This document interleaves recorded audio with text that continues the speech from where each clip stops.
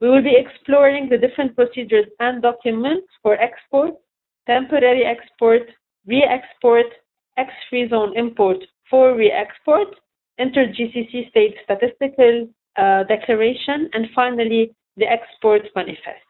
So we'll take a look at each one of them and explain what are the documents required for every one of these different procedures. First, the export procedure. You have to submit the required documents, and then you have to pay the export declaration registration fees, after which you will receive the customs declaration. Now let's take a look at what are the required documents for you in the export procedure. First, you need to have the instructions of the declaration of goods application or an export declaration approved in the name of a licensed company by a licensing agency in the country. The export permit from the competent agencies in the event of exporting restricted goods. So this only applies if you are exporting restricted goods. A sales invoice from a licensed company in the country addressed to a company outside the country or operating under an approved customs system showing total quantity, description, and total and detailed value of each individual item. So you have to have an invoice that details all of the items that you are actually exporting. And finally, the goods clearing declaration. Now, in the case of temporary export procedure, you have to submit the required documents.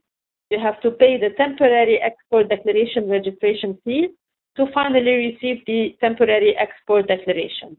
Now, the inspection, you have to know that the inspection section at the respective customs office shall approve the goods invoices or lists.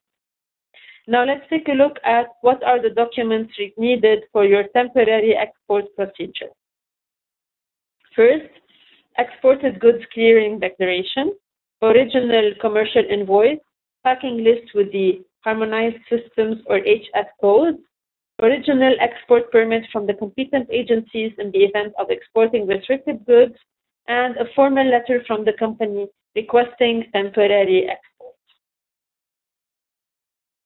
Now for re-export procedures, you have to submit the required documents. You have to pay the export declaration registration fees.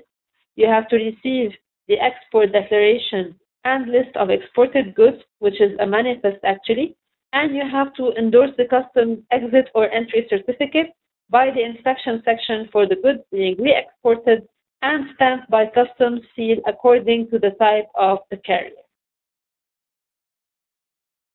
Now for the documents required for the re-export operation, you need to have an original or a copy of the import for the export declaration, and you have to have a commercial invoice showing the harmonized systems or HS code.